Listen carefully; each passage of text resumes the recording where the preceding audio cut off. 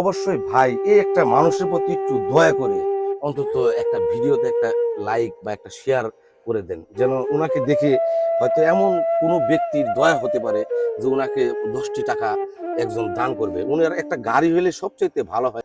উনি এমন টাইপের একজন প্রতিবন্ধী মানুষ, উনার দেখেন হাত পা সবই একবারে অচল, আবার উনি কথাও বলতে পারে না, তিনি বাক প্রতিবন্ধী, কথাও বলতে পারে না। এর চাইতে অসহায় কি মানুষ হয় ভাই?